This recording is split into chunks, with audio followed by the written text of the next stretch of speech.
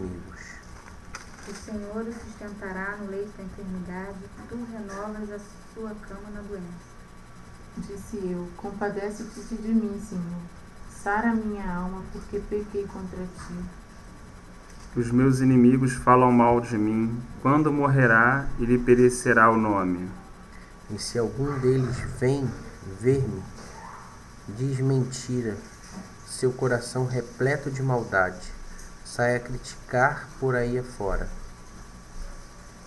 De mim rosnam a uma todos os que me odeiam, engendram males contra mim, dizendo: Uma doença má se lhe pegou, e pois que está deitado, não se levantará mais. Até o meu amigo íntimo, em quem eu confiava, que comia do meu pão, levantou contra mim o calcanhar. Mas tu, Senhor, tem misericórdia de mim, e me faz levantar, e lhes darei seu merecido, Pois isto conheço, eu que tu me favoreces, que o meu inimigo não triunfa de mim. Quanto a mim, tu me sustens na minha integridade e me pões à tua presença para sempre. Bendito seja o Senhor Deus de Israel, da eternidade para a eternidade. Amém e amém. Seria o último capítulo do livro 1 de Salmos, né?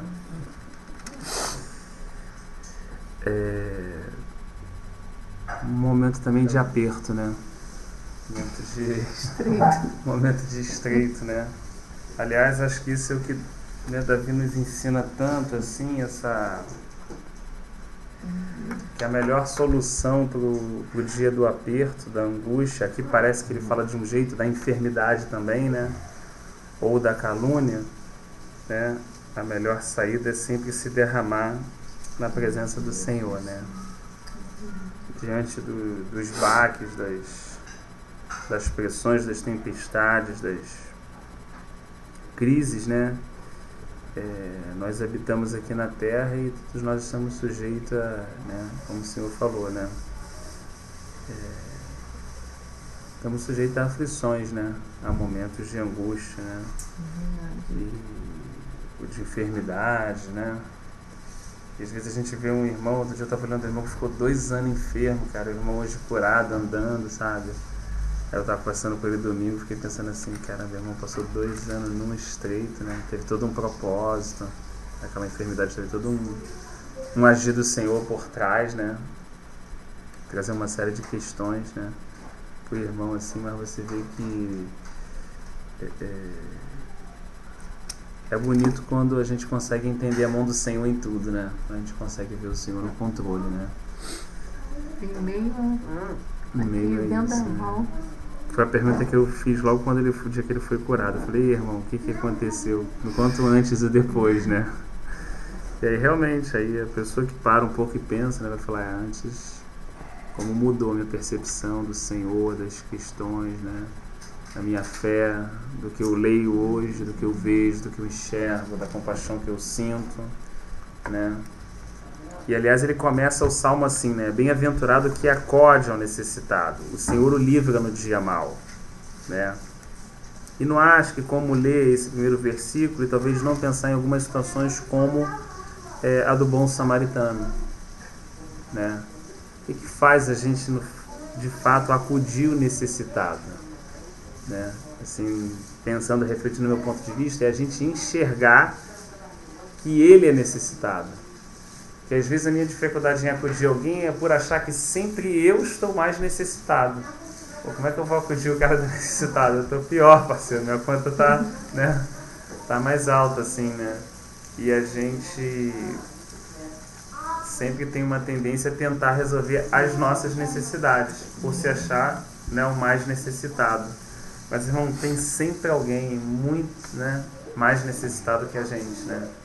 Você para, ouve, você pode estar com um problema desse tamanho, né? Fala alguém do seu lado, conta meia hora o problema, você fala assim, tá entendido, o meu é de isopor. Tá leve, mas né? Eu já tava pensando nisso, uma situação assim complicada e tudo, aí parou uma funcionária minha e falou, poxa, Rafael, agora tô precisando de ajuda. O filho do meu irmão, sobrinho de 2 anos, a doença no sangue degenerativa não tem cura. Tava chorando 2 anos, não tem cura. Caramba, eu parei, eu olhei assim no meio da minha filha de saúde e tal, eu falei assim, caramba, isso é problema, né?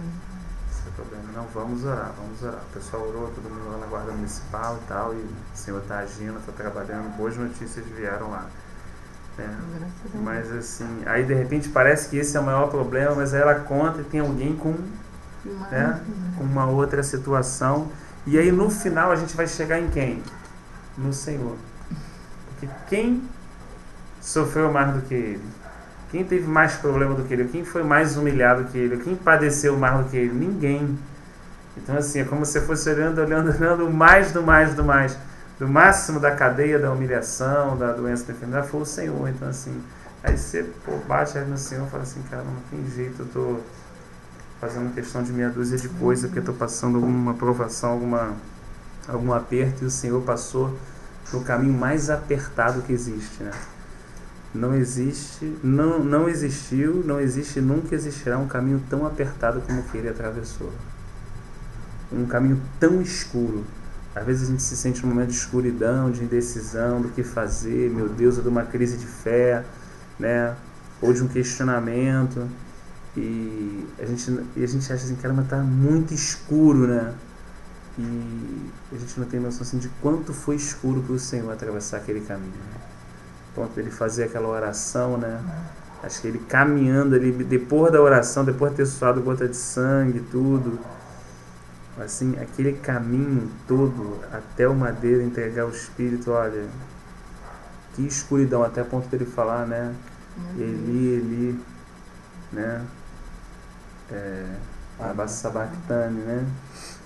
Deus meu, por que me abandonaste? Então assim, eu acho que realmente a gente tem que se firmar muito no Senhor, né? O Senhor passou por aquilo que a gente não passaria, então o resto ele está nos fortalecendo, nos conduzindo a passar, né? Não vai nos abandonar, não vai nos deixar, não vai nos desamparar, não vai nos deixar sozinho no dia mal, né? Ainda que eu passe pelo vale da sombra da morte, mal algum eu temerei, porque tu estás comigo. Então essa é uma certeza interessante. Então a primeira coisa que eu entendo no versículo 1 é o fato de eu, Rafael, não olhar para o meu umbigo, né? E entender que existem outras pessoas que têm necessidades iguais ou muito maiores, né? Então ele começa bem-aventurado que acode ao necessitado. Então quando a gente enxerga isso, que tem gente mais necessitada que a gente, certamente o nosso coração começa a se mover de compaixão, né? E olha que coisa interessante, o Senhor livra esse homem do dia do mal. Coisa interessante, né? O Senhor o protege, preserva-lhe a vida e o faz feliz na terra, e não entrega a descrição dos seus inimigos. Então assim, eu vejo também muito na vida de Jó, né? O Senhor protege, o Senhor preserva, o Senhor não evita que passe aquele processo, né? A gente como pai, eu pelo menos como pai, ainda que pai novo, assim, a gente como homem, se a gente puder, a gente evita, né? Se a gente puder poupar o nosso filho, a gente poupa, irmão. Na hora que tu vê mesmo, entendeu? Seja uma doença, seja uma situação assim, na hora, se você, né, é um instinto que se você puder, você evita, você até passa no lugar. Se você pudesse ter uma varinha para falar assim, não, tira a dor daí e põe aqui, a gente faria isso, né? E no fundo, nosso Pai Celestial é um pouco diferente, né? Ele consegue proteger, preservar sem evitar, porque ele sabe que é importante que a gente passe esse processo. Então ele não evita o poço, ele não evita a cova, ele não evita o deserto, mas ele protege, ele poupa e ele preserva a vida. É coisa interessante, né? Porque ele é soberano, ele tem um domínio, né? Então assim, ele não... A gente é um pai terreno, muito limitado, né? Ele não, né? Antes de tu passar por 3, Rafa, eu acho interessante nesses 2 versículos primeiro, porque a gente pega uma contextualização às vezes que tem por aí, né? Porque o que acontece? Porque usam muito esse versículo às vezes para poder fazer obras de caridade, né? para você ajudar o pobre, o necessitado, coisa e tal, naquela contextualização de você fazer o bem, né? Só que na verdade o salmista aqui, ele não tá, isso não é intuito do Espírito levar a fazer obra de caridade, porque isso nunca foi, a obra de Deus nunca foi fazer obra de caridade, né? Até quando Judas, parece que foi Judas quando aquela mulher quebrou o vaso de unguento para ungir o Senhor, e o Senhor falou assim para ela, né? E o Senhor repreendeu Judas, que ele queria vender por 200 denários, e o Senhor repreendeu para que o que ela estava fazendo era algo, né, de acordo, vamos dizer assim, valioso, de acordo com uma sequência, com uma linha, né?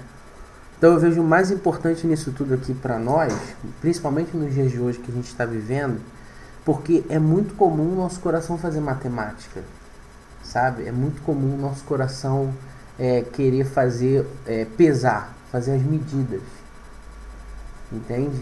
E o Espírito, ele nunca faz medida, ele nunca tem medida, sabe, irmãos? O Espírito Santo, ele sempre trabalha numa linha, sabe, que é totalmente o oposto da nossa medida, sabe?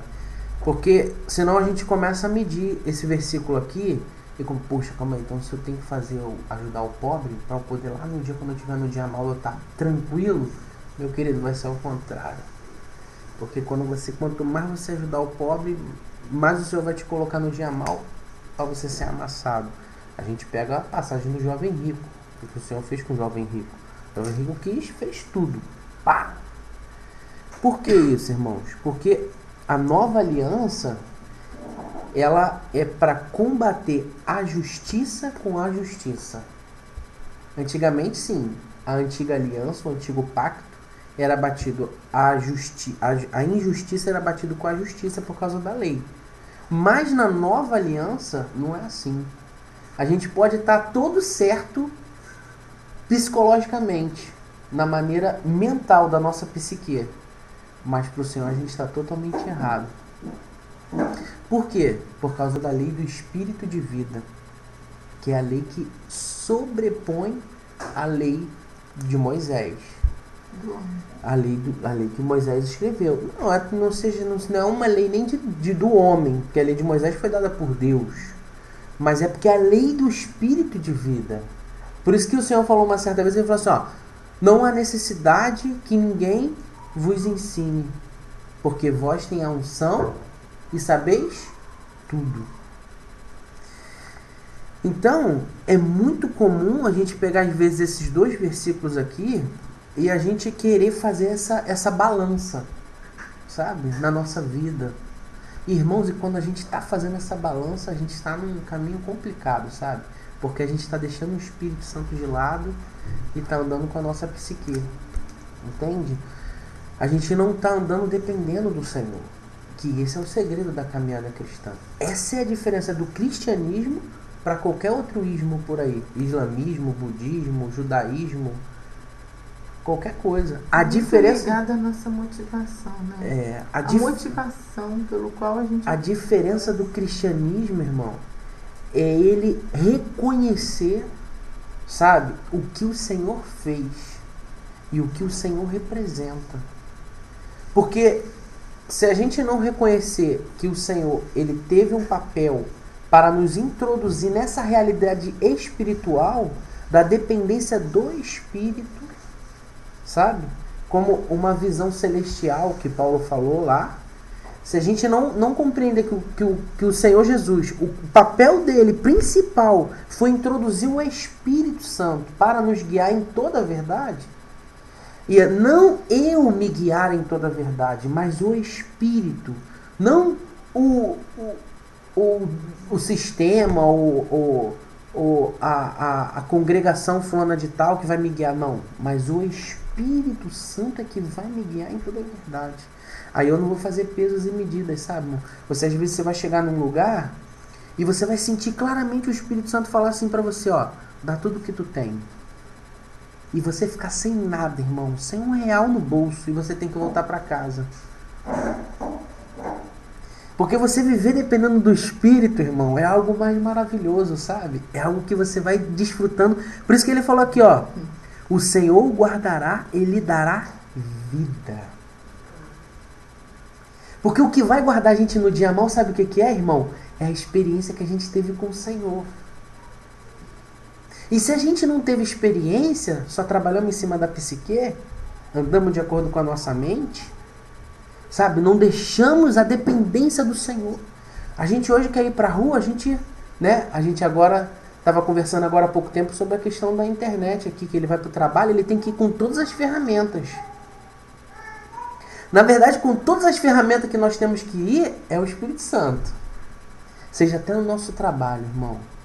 Sabe, teve um certo irmão que foi ter uma experiência, foi no trabalho, e ele chegou lá, irmão, ele estava com um problema, que se ele fosse, porque a nossa luta, ela não é contra carne e sangue, mas contra principados e potestades. Então no teu trabalho, às vezes, você não vai enfrentar a mesma luta que o ímpio enfrenta.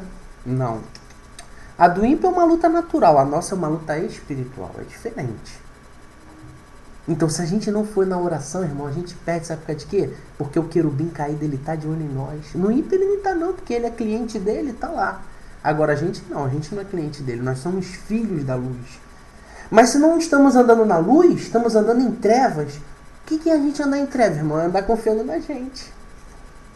É não andar dependendo do Senhor. Achar que a gente tem a capacidade de resolver o problema. Então esse irmão foi lá para resolver o problema. Bom, ele foi 3 vezes para tentar resolver o problema. Na 4ª vez, aí na 3ª vez ele chegou lá e falou, pá, não. Falei, irmão, você já orou? Aí ele, não, irmão, então vamos orar. A gente orou. Na 4ª vez que ele foi, o Senhor mostrou o problema para ele, que se ele tivesse que descobrir, ele demoraria 5 dias para descobrir o problema. Significa que, porque ele não, a questão é a dependência do Senhor, sabe, irmão? O nosso problema é, a gente precisa entender que o Senhor nos colocou nas regiões celestiais, em Cristo. E se a gente não desfrutar disso, irmão, a gente tem um inimigo das nossas almas que vai nos jogar para baixo, irmão. Vai jogar a gente lá no fundo do poço. Sabe? A gente vai achar que... Porque às vezes a gente nós fomos conduzidos a uma região celestial, mas a gente quer andar carnal. A gente quer andar confiando na nossa mente. Não quer andar confiando no Espírito. Sabe? Então a gente precisa, irmão, sabe? Depender. Pra gente não fazer com esses 2 versículos. Eu peguei mais como um gancho mesmo pra gente poder, sabe, desfrutar disso. Porque os dias que a gente está vivendo, irmão, são dias maus. São dias cada vez piores. Irmãos, e só vai sobreviver aqueles que, sabe, estão na dependência do Senhor. Você não vai sobreviver assim, sabe, irmão? Porque é a lei do Espírito de vida. Cada vez mais o Senhor vai nos introduzir essa realidade. E a gente precisa depender do Senhor. Em tudo, irmão. Em tudo. Sabe, você tá ali e você jogar suas armas para baixo e falar assim, Senhor, eu não tenho arma nenhuma. Tem o irmão me contou um testemunho do irmão que é pediatra, sabe? E ele é um pediatra, poxa, de ponta, sabe? E ele tava lá no trabalho dele. E assim, a criança que ele tava lá medicando, lá tava atendendo na emergência, tava prestes a morrer. E essa criança tinha um grau de parentesco com ele, sabe? Então envolve emoção e tudo mais. E ele se recolheu assim, que ele viu que parece que ela tinha engolido, acho que era um parto, né? E que ela tinha engolido o líquido da placenta, né? E aí, sabemos que isso dá uma complicação terrível quando a criança, na hora que está nascendo, engole, coisa e tal. E aí o irmão, sabe, na hora assim, o Senhor foi orar, coisa e tal. E ele sabia que não tinha condição nenhuma de, sabe, aquela criança... Dá umas complicações que eu não entendo nada, então não vou entrar em detalhes, porque não é minha área, a gente só quer contar o testemunho. Então ele começou a orar, sabe?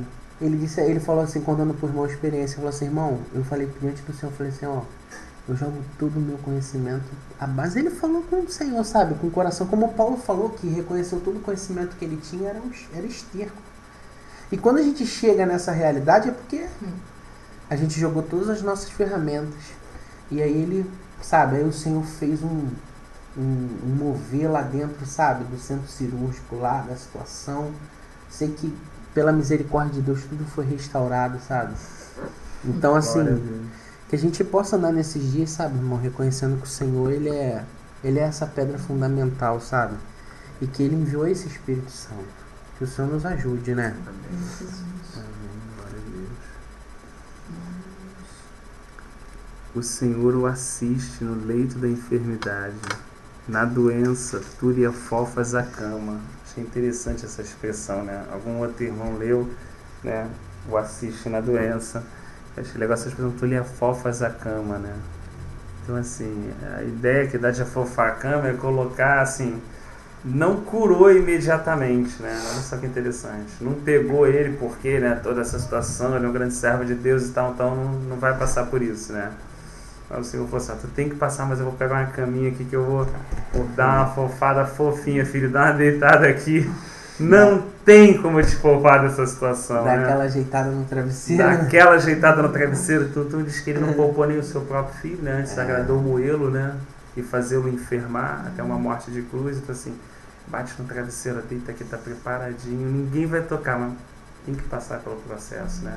É importante quando a gente compreende isso, né? Que o nosso Deus, ou seja, a gente tem essa realidade, essa verdade que o nosso Deus, ele permite de fato, né? Ele tem realmente um caminho estreito, ele tem um tratar, né? Tem um operar da obra da cruz na nossa vida, né? Então a gente não se surpreende, a gente vai andando e discernindo, porque realmente é muito difícil, irmão, se a pessoa ouve o tempo todo, né? Que nada vai atingir, que nada vai tocar, que nada vai ferir, que nada vai passar, que não... o tempo todo, e a gente sabe que isso atrai muito as pessoas, a multidão, né? Mas da mesma forma que atrai rápido, frustra rápido. Porque quando a pessoa tocar, e aí, como é que ela fica em crise, a fé dela? Fala assim, e aí Deus? E agora? Olha aí, eu tô vendo aqui, tô assim, eu tô assado, né? A fé da pessoa fica em xeque, né? Porque o conhecimento que ela adquiriu não era um conhecimento que verdadeiro, genuíno, né? Às vezes era uma parte de um conhecimento alterado ou deturpado para que alguém pudesse ter alguma coisa em benefício dela, né? Então, assim, na verdade, como é importante a palavra genuína, como é importante a gente conhecer o Senhor como Ele é, né? E não como a gente imagina na nossa cabeça a ideia que a gente tem dele, né? Perguntar para cada um vai falar uma ideia que tem de Deus, mas Deus não é a nossa ideia. Deus é Deus, Ele é Senhor. É bom quando o homem é trabalhado e a nossa mente vai sendo renovada e a gente vai conhecendo Ele como de fato Ele é, né? Como disse Paulo também, né? Então, assim, acho muito bonita. Me parece a segunda parte uma expressão de carinho, né? Tu lhe afofas a cama, né? Assim, o carinho de Deus é de uma forma diferente, muitas vezes, né? Ele não impede que a gente chore, ele recolhe a nossa lágrima, né? É diferente, né? Né? De que eu vi os anjos lá e recolhe a nossa lágrima, né? Disse eu, compadece-te de mim, Senhor, sara minha alma porque pequei contra ti, né? Davi estava sempre com esse conhecimento, né, da sua miséria, da sua limitação. É uma coisa muito interessante também, Davi não chegava, né, com uma postura assim altiva de rei, né? Não, porque eu sou rei, porque eu matei Golias, porque eu, sei lá, matei um leão, eu matei um urso. Ele não falava isso para quando ele ia diante do Senhor. Ele até falava do leão e do urso quando ele precisava dar testemunho e explicar para ele poder avançar sobre Golias. Mas diante de Deus e dos irmãos, ele não usava o que Deus fez na vida dele. Olha que coisa interessante, né? É como diz o nosso amado irmão, que já não está entre nós, André Muro, né? Ele diz, assim, sempre compartilhou, né? Um irmão que falou muito sobre a realidade interior de humildade, né? Ele falou assim, você pode passar a experiência que for, andar sobre a água, levitar, isso aí pouco importa. Se ela não for seguida da operação da cruz, o máximo que você vai conseguir é um coração muito soberbo. Porque assim, você vai experimentar uma realidade espiritual, né? Você vai orar, alguém vai ser curado, qualquer coisa vai acontecer, você vai ficar maravilhado com aquilo, mas se não vier seguido de uma operação de humilhação, da cruz quebrar, aquilo vai se tornar um motivo para a gente contar para as pessoas, para, né? De alguma forma se vangloriar, ou de alguma forma chegar diante de Deus e falar assim, Deus, como é que eu estou passando isso agora? Logo eu, teu servo, olha aqui, ó, o que eu andei, né? Olha o meu currículo. Olha o meu currículo, né? E a gente reconhece o irmão quebrado, né? A gente reconhece, quando Deus virou para Moisés e falou assim, ó, perto do Monte Nebo, não tem mais conversa, Moisés, você não vai entrar, você não vai atravessar. Moisés não virou para o Senhor e falou assim, e aí, Senhor, o que eu faço com o mar que eu abri lá? O que eu faço com tantas coisas que aconteceram? O que eu faço com esse povo que eu trouxe até aqui? Ele não agiu assim, né? Ele simplesmente falou assim, desceu em silêncio e falou assim, Josué, eu conversei com o Senhor falou que, cara, eu acho isso lindo, cara. Eu acho isso lindo, cara. Eu acho isso um grau de maturidade, um grau de possessão, de se sentir a pessoa apoderada pelo Senhor, de que ela tem um dono mesmo, que ela não manda na vida dela, que ela não pode definir absolutamente nada da vida dela. José, eu conversei com o Senhor e eu não vou entrar, entendeu? Mas o Senhor vai te levar. Cara, ele não tem nada, ele não está apegado à obra, ele não está apegado às pessoas. Mas agora o dia da vitória, quando chegou, está tudo pronto. Ele não está apegado a nada, entendeu? Ele não está apegado nem ao próprio plano. Ele só está apegado ao Senhor. Então, assim, você vai ter que conduzir o povo e tal, eu vou para o monte. Olha o discernimento, eu vou para o monte, lá o Senhor vai me sepultar. Eu vou falecer durante esses dias, entendeu? Assim, cara, meu Deus! Assim, eu paro, olho assim e falo assim, Senhor, que compreensão, mas uma pessoa que quebrada, bem quebrada, né? Uma pessoa bem quebrada, uma pessoa bem apertada, né? Andou muito na areia, barro mesmo, bem mexido, né? Morto pra ele, né? Como diz o Paulo, morto não sente nada, né? Então, assim, essas situações que chamam a nossa atenção, né? Ainda que tu me mate, em ti esperarei, né? Assim, é igual a Abacuque, aí você fica olhando assim, caramba, realmente, né? Assim, o irmão vai devagarinho assim, sendo quebrado, tipo um Pedrão também, né? Começa assim muito cheio de ímpeto, muito apegado à obra, com muita ênfase na revelação, do cara. E corta a orelha mesmo e parte para dentro, que a obra a gente, né, tem que defender o Senhor, né? Tem que fazer a obra de Deus. Tem que defender a verdade, tem que ir a obra do Senhor. Daqui a pouco o cara tá tão quebrado, meu irmão. O cara tá tão moído, cara. Cara, sabe? Aí o cara tá lá escrevendo uma carta de amor, meu irmão, segundo Pedro, tu fala assim, não é possível que foi aquele pescador. Não dá pra ser aquele cara, meu irmão. Não dá pra ser o cara da rede, né? E assim, acho que é um pouco isso que o Senhor vai fazer na nossa vida, né? O papel do Espírito Santo único é nos quebrar. Não tem outro papel, né? É nos levar a uma situação assim, porque quando ele nos quebra, aí surge o caminho da gente depender do Senhor e confiar. Porque como a gente vai confiar se a gente não está quebrado, se a gente está inteiro, né? Porque você só confia no forte quando você reconhece que é fraco, né? Como a gente vai precisar da ajuda do mais forte se a gente está inteirão, entendeu? Agora, como Jacó. Uma geração que você vê hoje que não está disposta a ser quebrada, que resiste ao quebrar do Senhor, né? Que a gente tem visto isso por aí. Eu fico imaginando como será, porque na época ainda dos nossos pais e avós, né? Assim, dos nossos avós, ela ainda era uma geração que parece que não tinha tanta fobia para ter as coisas e tudo mais, essa infantilidade simples, que hoje era uma geração mais simples, mais amiga, às vezes até uns dos outros e tudo mais. Mas essa geração que a gente tá lidando, né, é uma geração muito possessa, muito materialista, individualista. E não aceita esse trabalhar, sabe? Não aceita hipótese alguma, cara. Não aceita. Acha que isso daí acha que isso daí não aceita esse sofrimento, sabe? Eu acho que a gente está na era do conhecimento, né? Porque tem tanta gente que eu vejo, assim, que estudou muito, sabe? Que ele confia só na capacidade dele, sabe? Autossuficiência, né? Autossuficiência das pessoas, assim. Eu vejo, assim, que as pessoas só se afastam de Deus. Acham que Deus é um ser, é uma luz, é sol, é lua. É uma força maior. É uma força maior e acabou. Não precisam de nada. Eu fico imaginando onde essa geração vai chegar, sabe, no fim. Porque eu tenho experimentado uma experiência com o Senhor, sabe? Que chegou assim, agora tá chegando ele vê que as capacidades dele tá se tornando reduzida e ele tá entrando numa crise, sabe? Complicada. Porque ele sempre foi muito autossuficiente. E o espelho dele, engraçado que toda vez que eu vou estar lá com ele, ler a palavra com ele, que eu sempre vou lá, visito, né? Vou lá ler a palavra com ele.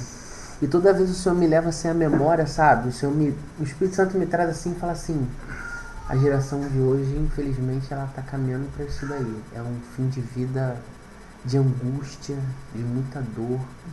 Ao invés da pessoa no final da vida, como usar essas palavras como Moisés falou, sabe? Você vê que ele não falou isso, ele não fala de tristeza, mas ele fala de alegria. É diferente. Mas as pessoas hoje, elas têm muito mais medo da velhice e da morte do que muitos anos atrás.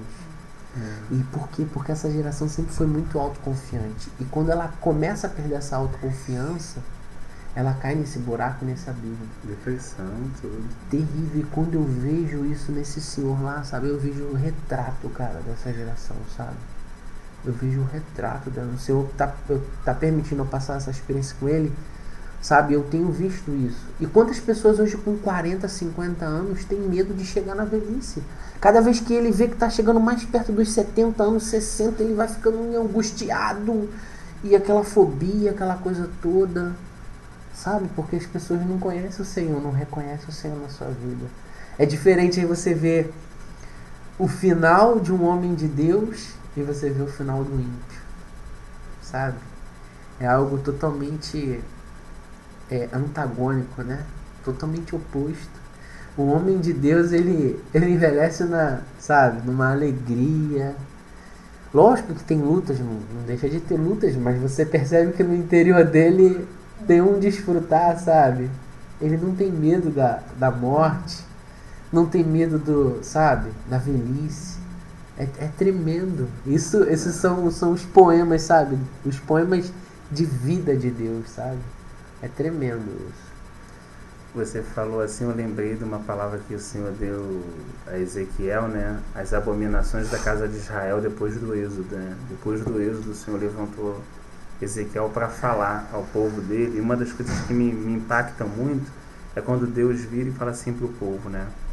O que vos ocorre à mente, de maneira nenhuma sucederá. Eles começam a falar assim: o que vocês estão pensando, que vocês querem que vai acontecer, não vai acontecer nunca. Isto que dizeis, seremos como as nações, como as outras gerações da terra. A comparação, o povo de Deus querendo se igualar ao povo daqui de baixo, servindo a árvores e pedras. Aí Deus faz uma promessa, não tendo por quem jurar, levantando sua própria mão, e diz assim: tão certo como eu vivo, diz o Senhor dos Exércitos, com mão poderosa, com braço estendido e derramado furor, eu hei de reinar sobre vós. Amém.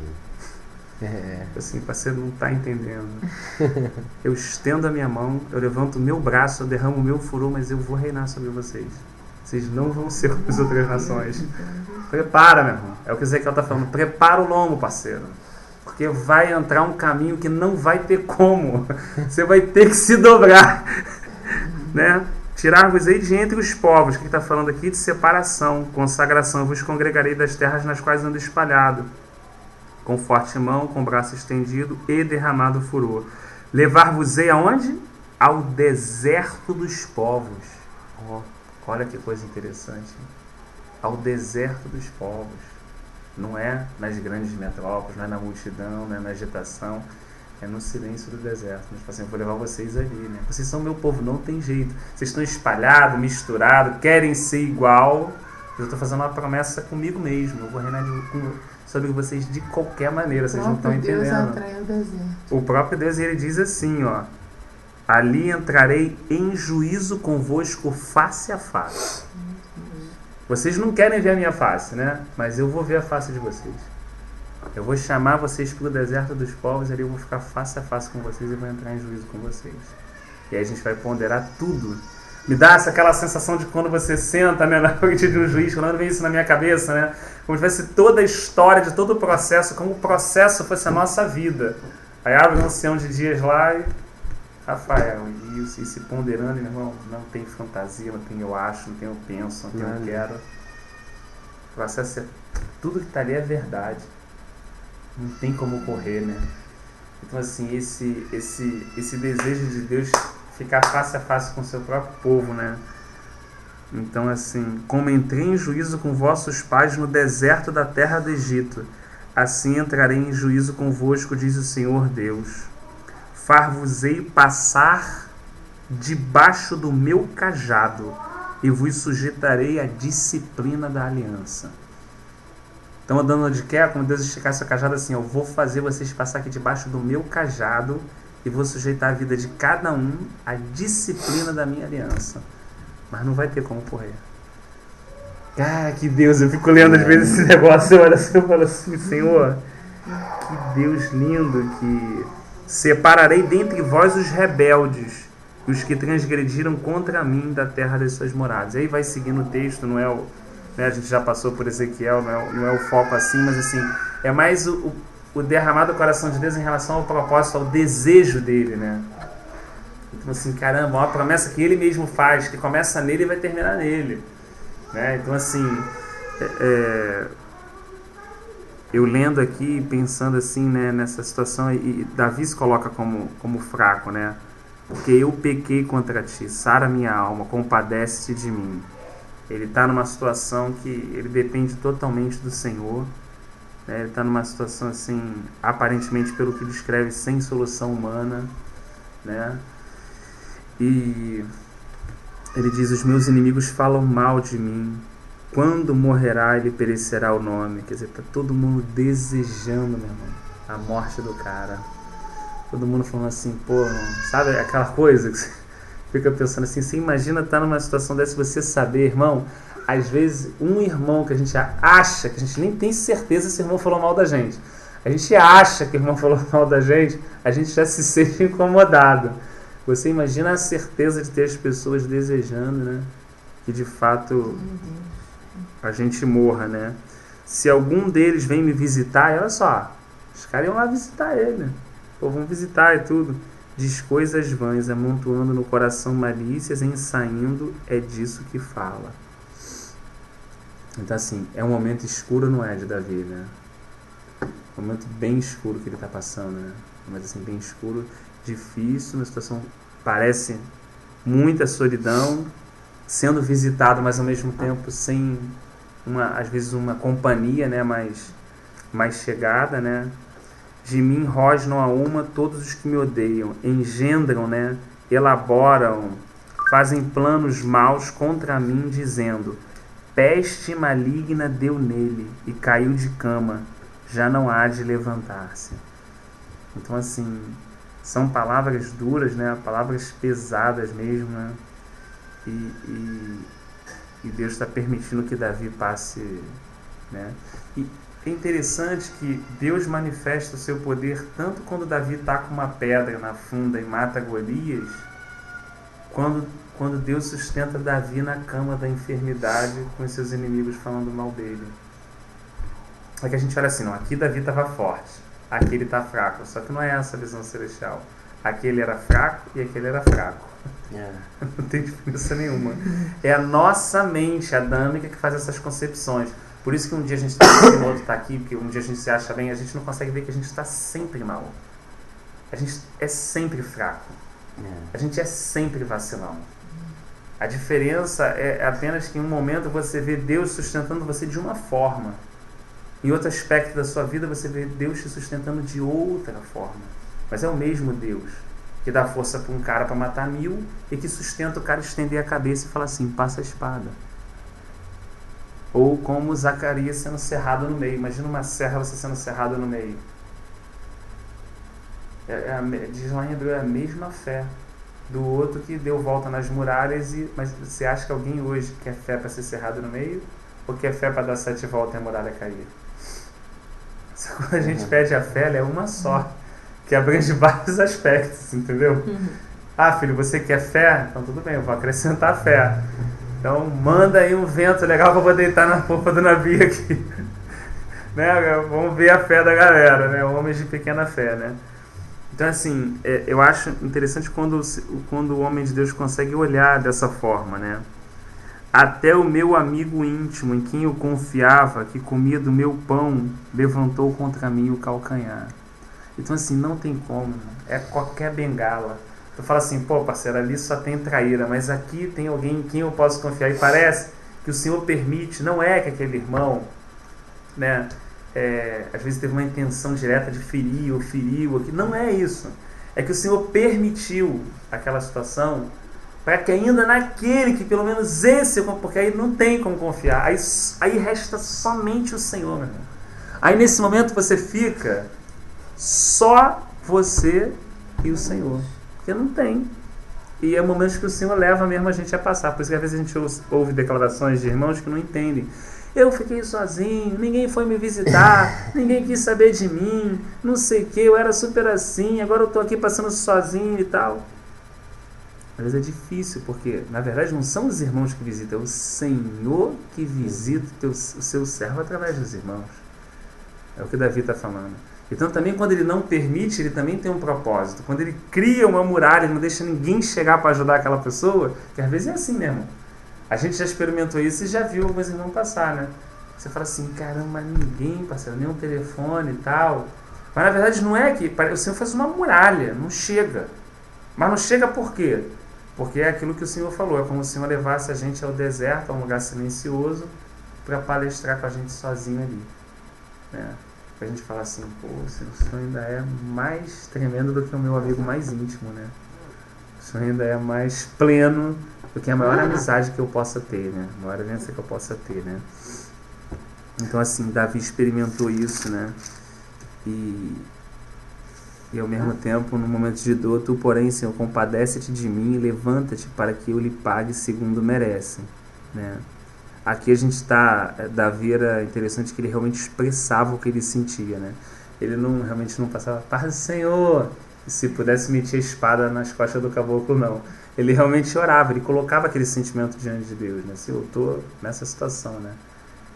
Realmente orava. O Paulo colocou da questão da antiga aliança, né? Agora, realmente, a nova aliança, olha que aliança superior, como diz o livro de Hebreus, né? Que diz que o sangue de Abel clama por justiça, e é algo completamente compreensível, cara. Ele estava inocente, ele foi levado para um lugar e foi, caramba, morto, assassinado. Então, justiça, não é o que as pessoas clamam? Eu só quero justiça, cara. Eu só quero justiça. O que você espera dessa situação e tal? Eu só quero justiça. É isso que eu quero, mas diz que o sangue de Jesus clama por perdão. Diz o livro de Hebreus, cara. Quando clama, o que clama o sangue de Jesus é assim, perdoa eles, que não sabem o que fazem. Então, assim, como para a gente chegar nessa declaração, a gente precisa ser quebrado, né? Pô, eu lembro de um testemunho, eu faço falando, você lembra de um testemunho de um católico, um irmão, né, católico, tira essa referência, de um irmão, né, ele estava na televisão, a filha dele, parece que foi até perto do teu pai, a filha dele acho que tinha sido lá em Cunha, foi estuprada pelo cara, não sei o que, rapaz, quando o repórter foi fazer entrevista com ele, caraca, cara, mas o cara tava quebradinho, não, mas quebradinho mesmo. Aí o cara sempre, o pai da garota, o repórter perguntou, o que o senhor deseja para esse cara que a polícia pegou, coisa e tal? Eu desejo que o Senhor Jesus salve ele. Oh, mas assim, quando ele falou com realidade, cara, eu falei assim, caraca, eu nunca ia falar aquilo. Na hora eu queria o fígado daquele quebra a gente, não quebra a gente. Quebra não, isso. Caraca, eu lembro, eu até comentei contigo, eu falei, rapaz, ô moço, eu queria que o Senhor Jesus salvasse ele, que ele confessasse o Senhor, pedisse perdão ao Senhor, para o Senhor ter misericórdia da vida dele. Rapaz, o cara estrupou a filha dele e matou, varão. Varão, não... igual Marcela Guarava, não, calma aí. Não, isso daí eu não cheguei isso daí, não. Pra mim não dá isso, não. Tem misericórdia, mano. Claro, eu também. Poxa, eu imagino meu filho, tá na barriga da minha esposa, nem nasceu. Eu não digo nem o que eu falo, que eu ia fazer já, mano. Falar, eu não ia falar nada mesmo, não. Falar, eu não ia falar nada, não. É melhor nem falar. Eu ia fazer, só né? o Senhor mesmo, rapaz, tem misericórdia. Tu vê que É uma obra de Cristo. Por isso você vê que não é uma coisa humana, que você falou. Não é um amor, uma caridade, um amor que está ligado a uma caridade humana. Porque nessa hora é arrebentado. O Espírito Santo entra, né, cara? Porque é o Espírito mesmo que faz isso, cara. Não tem como só. Você tá aqui, o nego tá começando a destacar a pedra. Você vai olhar o quê? A pedra. Não tem como não olhar, cara. Sentir a dor não tem como, assim. Você, não tem como, assim. É humano. Entendeu? Agora, realmente, para você falar isso, tem que estar em outra realidade. Então, o cara tá olhando, tá vendo o Senhor. Então, ele já não tá olhando mais pedra, não tá olhando mais pessoal em volta, dente raindo, se o pessoal ouviu a pregação dele ou não, se deu crédito, se não deu crédito, entendeu? Se foi bom, se não foi bom, o que nego acha, a imagem que nego tem dele. Cara, já foi tudo pra conta água abaixo, entendeu? A reputação, tudo isso foi tudo pra conta abaixo. O cara só olha, tá vendo só o Senhor, cara. Perdoa eles que eles não sabem o que estão fazendo, entregou o Espírito e morreu sendo apedrejado. Mas não, realmente assim... O Espírito Santo é o Espírito Santo mesmo, né? Não tem, velho. Não dá pra botar na conta do homem, não. Não dá, não. Não tem, a gente não tem condição nenhuma mesmo. Nenhuma. Com isso, conheço que tu te agradas de mim, em não triunfar contra mim o meu inimigo. Tem uma expressão bonita, eu acho, dessa então que fecha com Paulo. Agora eu não lembro onde Paulo, acho que é Timóteo, que ele fala isso de uma forma assim, que na Nova Aliança muito interessante. Ele diz assim, o Senhor me livrará também de toda obra maligna e me levará salvo para o seu reino celestial. A ele glória pelos séculos dos séculos. Amém. Né? Então, assim, essa confiança de não é que ele não ia passar por situações difíceis, que ele ia livrar, ele falou, eu tenho certeza que o Senhor vai me livrar da obra maligna, me salvando e me conduzindo ao seu reino celestial. Então a noção de segurança é outra. Não estamos falando de uma segurança terrena. Putz, caraca, me roubaram, me assaltaram. Não, Paulo não está preocupado com isso. O nego já tinha quebrado ele no meio, desceu numa cesta, está todo arrebentado. Ele não está preocupado com essa segurança humana. Ele está falando de uma segurança espiritual. O Senhor me guardará. Não derá o espírito de engano, não chegará no meu coração. O Senhor guardará minha consciência em Cristo.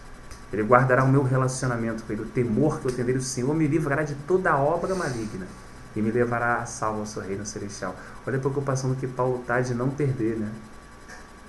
Porque o resto, já tinha perdido tudo. Até quando o cara dava errado, pegava a madeira, a víbora picava, entendeu? Assim, nego olhava, meu nego olhou pro cara e falou, meu irmão, né, desculpa a expressão, mas eu acho que aquelas pessoas pensavam, esse cara é um desgraçado, irmão. O cara não barca funda. Quebra, né? A víbora pega o cara, irmão. Não é possível. E aí você dizer que aquele homem está andando na presença de Deus e está servindo o Senhor com integridade, irmão, é realmente... Claro que depois o Senhor também demonstrou que aquele veneno não fez sentido. Mas o Senhor não poupou que ele fosse picado pela víbora. O veneno foi neutralizado, mas teve a picada, né? É diferente. Até o próprio Senhor, na promessa de Deus no jardim do Éden, falou que da semente da mulher ia levantar um que pisaria na cabeça da serpente, mas a serpente também lhe feriria o calcanhar. Agora, se a serpente feriu o calcanhar do Filho de Deus, a gente não quer ser ferido, irmão.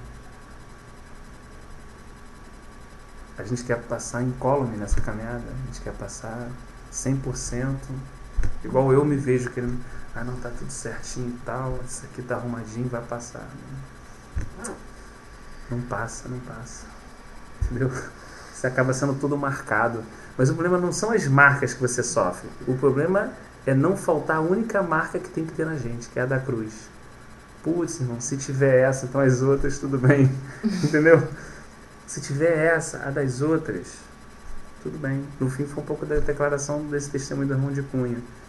Tem uma marca, irmão? Tem. Teve uma dor? Teve. Teve um choro pela perda? Teve. Mas tinha uma marca maior na vida desse moço, que era da cruz. E aí quando tem a marca da cruz, irmão, aí realmente, quando o sujeito está quebrado, aí pode estar cheio de marca, mas tem uma outra marca maior que refrigera a vida dele. Que consola ele, que conduz ele, né? Então, Marcelão esqueceu de falar 10 e 2. Eu não vi, ficou preto, né? Só uma coisa que chamou a atenção para mim aqui, Rafael, é que ele fala no 11, Com isto reconheço que tu te agradas de mim e não triunfar contra mim o meu inimigo. Antes ele fala, no 2, não entrega a descrição dos seus inimigos. Depois no 5 ele fala, os meus inimigos falam mal de mim. E aqui ele fala assim, eu reconheço que tu te agradas de mim, que nisso que acontece, se tu te agrada de mim, que isso não permita que triunfe contra mim o meu inimigo. Eu entendo aqui que ele está falando do inimigo da alma dele, né? E não dos inimigos que estão afligindo ele aqui em cima, que na verdade ele está passando por aflição dos inimigos. Mas ele fala assim, eu reconheço que, porque mesmo estando em aflição, o meu inimigo não triunfa contra mim, o Senhor se agrada de mim, porque é o Senhor que me sustenta e tudo mais. É verdade, Verão, é verdade. Quanto a mim, tu me sustém na minha integridade e me põe a tua presença para sempre. Olha que coisa linda, né? Às vezes a gente fala muito, é normal a gente falar, né, da gente buscar a presença do Senhor, no sentido da gente estar na presença, mas é o Senhor que nos atrai a presença dele, né? Irmãos, é o Senhor que nos atrai a presença dele, irmão. Porque o nosso natural não é andar na presença do Senhor. O nosso natural não é esse, mas o Senhor nos atrai, né? E aí quando ele põe o Espírito, eu creio muito para isso, né? Que você imagina, o Senhor botou o Espírito dentro de nós, né? Então quando o Senhor começa a mover, então o Espírito parece um imã, né? É o que o Paulo estava falando dessa lei, né? Ou seja, é uma lei, tem a lei da gravidade, ó, soltei, caiu. Cara, a lei da vida, né? Existe uma lei. Então é que interessante, o Espírito tá impulsionando, tá gemendo, está de alguma forma conduzindo a gente para um lugar que a gente de fato, naturalmente não gostaria de ir. Porque, né? Quem gostaria de andar no Espírito, naturalmente falando? Ninguém, né? Ninguém, irmão. Só o novo homem, mano. Naturalmente ninguém, né? Ele permita a dor para nos atrair a Ele. Ainda né, esse amor de Deus nos alcançando. A misericórdia do Senhor, né? Na verdade, para a carne é dor, né? Mas para o espírito regozija, né? Entendeu? A carne tá chorando. A carne tá gritando. Poxa, mas o espírito tá regozijando. Agora não, ele tá. E é interessante você falou, porque assim, a gente não, pelo menos eu vou falar de mim, né? Eu confundo muito essa questão da dor, tristeza e alegria. As coisas ficam um pouco misturadas, principalmente quando a gente trata alma e espírito sem separar, né? O que a gente acha assim, quando a gente vai falar, ou alguém vem falar comigo, eu tô triste e tal, se alegra, irmão. Pô, irmão, não dá, eu tô triste. Eu tô com dor, irmão, não tem como me alegrar. Né? Só que eu descobri que isso não é uma verdade. O Espírito me mostrou que isso não é uma verdade. Porque Pedro e João, quando tomaram 40 chibatadas menos 1 e saíram da presença, a palavra de Deus diz que eles saíram pulando de alegria. E eles estavam sentindo muita dor nas costas. E Paulo e Silas foram colocados no ferrolho numa prisão, acorrentados depois de apanhar. E eles não louvaram para ser libertos, eles louvaram porque estavam cheios da alegria do Senhor. Então a tristeza na carne nada tem a ver com a alegria do Espírito. Você pode estar moído, irmão, pode receber a pior notícia do mundo. Teu mundo pode ter acabado e você pode se regozijar no Senhor. Por isso, Abacuque falou mesmo, ainda que não haja paz no curral, a vida não deu o seu fruto, não sei o quê. Todavia, dependente disso tudo, eu me alegrarei no Senhor. Eu entendi, é possível. Não está vinculado, não precisa da notícia boa, não precisa que Deus arrume, não precisa que Deus faça. Precisa só de Deus. E de mais nada. Na verdade, a única coisa que a gente precisa é de Deus, e de mais nada. E assim, por isso Paulo fala e reforça em Éfeso, com os irmãos também, regozijai-vos no Senhor. Outra vez vos digo, regozijai-vos. Pô, o irmão que leu aquela carta, se fosse eu lá, fala assim, escreve para Paulo para explicar que ele mandou a carta para o lugar errado, irmão.